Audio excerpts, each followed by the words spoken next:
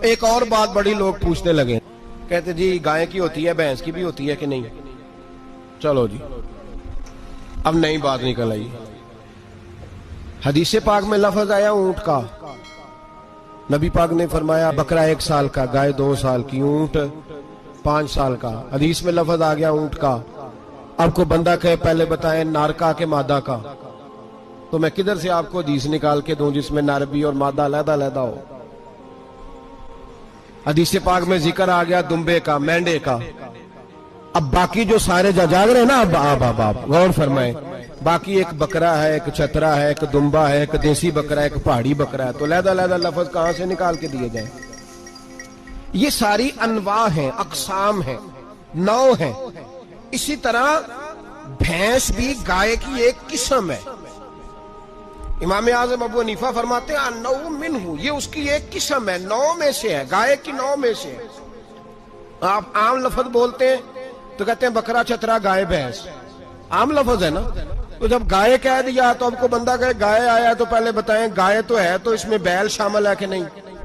تو گائے کی جتنی قسمیں ہیں نا، ہمارے محدثین بھینس کو گائے میں شامل کرتے ہیں۔ بھینس گائے کی ایک قسم ہے۔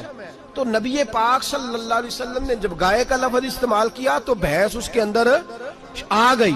تو اگر گائے کی قربانی جائز ہے تو بھینس کی قربانی بھی جائز ہے۔ اگر بیل کی قربانی جائز ہے تو کٹے کی قربانی بھی 100% جائز ہے۔ اس کے اندر 7 حصے ڈالے جائیں گے، اسے قربان کیا جائے گا، یہ جائز ہے۔ اگر آپ صریح لفظ نکال کے دکھانے کو کہیں گے تو پھر تو بڑی چیزوں میں لوگ الجھ جائیں گے۔ پھر کیسے نکالا جائے گا خسی کی جائز ہے کہ نہیں، جو خسی نہیں اس کی جائز ہے کہ نہیں، فلاں کی؟ تو ان تفصیلات، ہاں بہت ساری چیزوں کی تفصیلات حدیث میں ہیں لیکن ساری چیزوں کی موجود نہیں۔ اس لیے میرے عزیز یاد رکھیں، بھینس کی قربانی بھی ہوگی، گائے کی بھی ہوگی، بیل کی بھی ہوگی، کٹے کی بھی ہوگی۔ جن کی نہیں ان کی نہیں۔ ہم نے کبھی کہا ہرن کی قربانی بھی ہوگی یا مرغی کی قربانی بھی ہوگی؟